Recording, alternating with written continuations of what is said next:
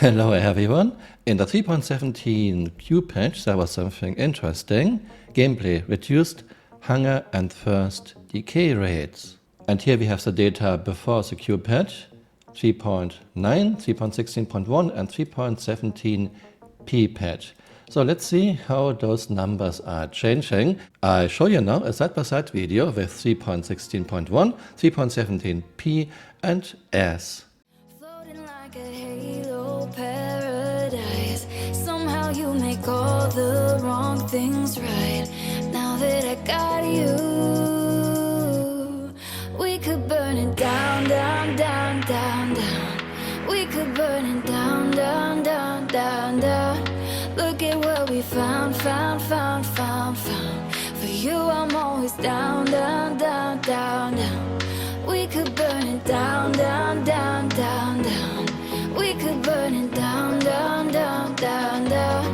Look at what we found, found, found, found, found. For you I'm always down, down, down, down, down.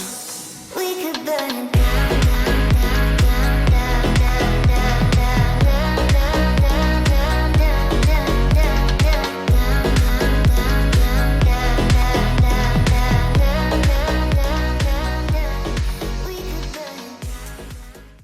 And here we have our result. It's a slight improvement. Instead of dying in 168 minutes in the P patch, it's now 213 minutes. It is still bad. Players are dying way too quickly or first if they are doing nothing and are standing in a well air-conditioned room. I think it's even worse when your player character is actually doing something like walking or even running. Tests are needed. I'll show you now a video of what Chris said. Yes, this is old, but people based the decision to back this game on his views.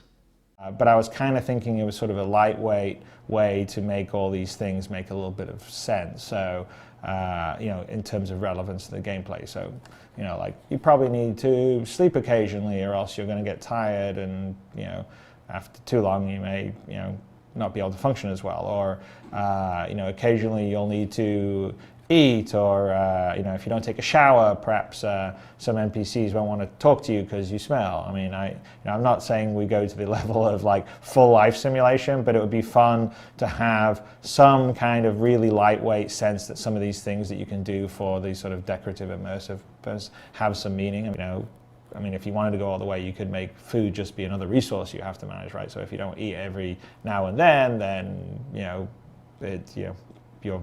vision gets dizzy. I'm not sure if we're going to go that far, but we're kind of thinking of some lightweight ways to make it sort of fun and make things you can do on the planet have a bit more meaning, or things you can visit have a bit more meaning. And for those who say, yeah, drinking once every 3 hours is too much for you. Well, it's not exactly nice to die of thirst in 3 hours. In real life, a human can survive 3 days without water. It's not exactly pleasant. Ask someone who is on Ramadan. It wouldn't be so bad if CRG would make it easy and painless to buy things. However, as it stands, even buying 3 things to drink is a tedious, slow and boring process.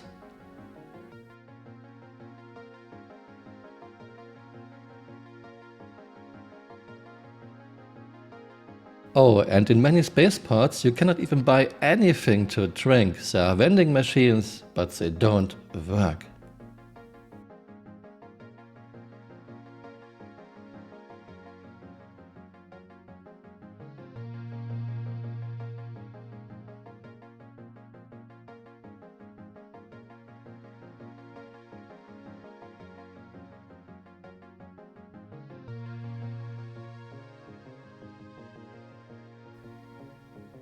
We cannot drink when we are in EVA or on a ship without interior.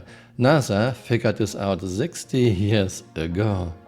In real life, U-2 pilots and astronauts can eat and drink even when wearing a full spacesuit, including helmet.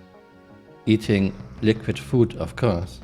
I am mentioning real-life examples because when I look at Star Citizen, at quote-unquote physics, engineering, architecture and logic and Star Citizen, I get a strong impression that many devs are not aware what we can do in real life.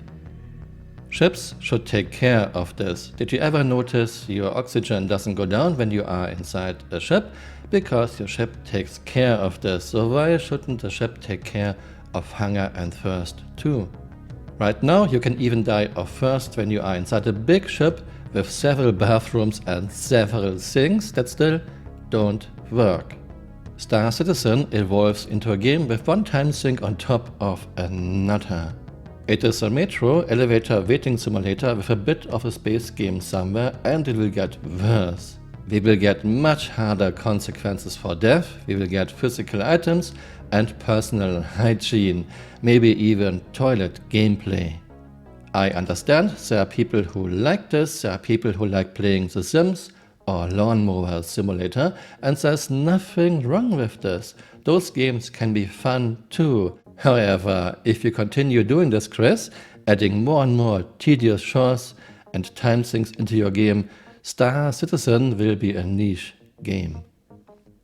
And to clarify this, I am absolutely fine with things taking time. I don't want to be able to teleport to every spot in the universe in a split second. However, if I want to go to an elevator, wait for an elevator, ride an elevator, go to a metro, wait for a metro, ride a metro, go to another elevator, wait for an elevator, ride an elevator, go to a console to spawn my ship, go to another elevator, wait for another elevator, ride another elevator. No. I can do most of those things in real life, and they are not exactly very pleasant in real life. I hope you found this interesting. Let me know what you think in the comments below, and see you next time. Bye. Auf Wiedersehen.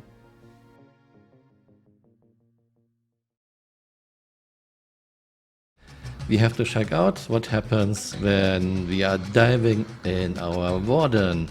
In the past, ships just exploded. Maybe this changed. Nope, of course not.